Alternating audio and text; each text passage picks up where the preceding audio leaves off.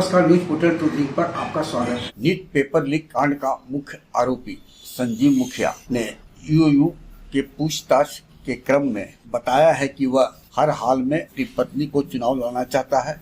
पिछली बार वह हरनौत विधानसभा क्षेत्र से स्वयं चुनाव लड़ा था।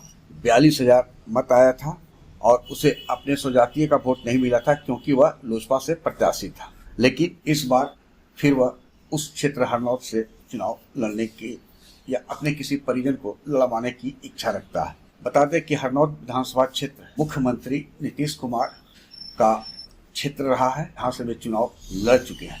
संजीव मुखिया ने यह भी बताया है, जो सूत्र बताते हैं कि उसके सॉल्वर गैंग में 50-60 की संख्या में डॉक्टर हैं जो पेपर को सॉल्व करते हैं और उसका लेयर है। पहला लेयर वह स्वयं है, जहाँ वह कोई मोबाइल नहीं रखता है। दूसरे लेयर में उसका पुत्र, भतीजा और अन्य रिश्तेदार है और तीसरे लेयर में कई कोचिंग इंस्टीट्यूट्स हैं जहां से अभ्यर्थियों की पहचान की जाती है और चौथे लेयर में परीक्षा केंद्र हैं जहां के संचालक, अधीक्षक, इंस्पेक्टर संवर्ग के रहते हैं। साथ ही ब्यूरोक्रेसी से लेकर पॉलिटिक्स में उसके कई शुभचिंतक हैं जिसका संरक्षण भी है और उनके रिश्तेदारों को भी वह नीट परीक्षा के माध्यम से या अन्य परीक्षा के माध्यम से सरकारी संस्थानों में प्रवेश दिलाने में सफल रहा है। 3 दिनों के रिमांड की मांग की गई थी यूयू के द्वारा, लेकिन 36 घंटे की रिमांड मिली।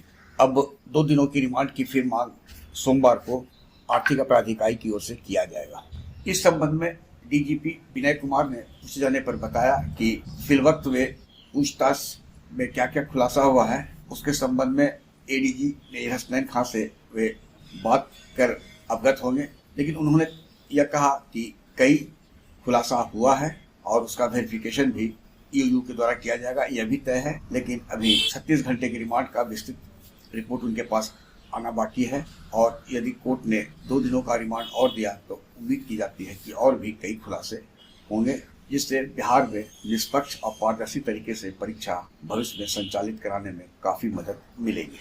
आग्रह है कि इस वीडियो के लिंक को लाइक, शेयर, सब्सक्राइब अवश्य करें। धन्यवाद, नमस्कार।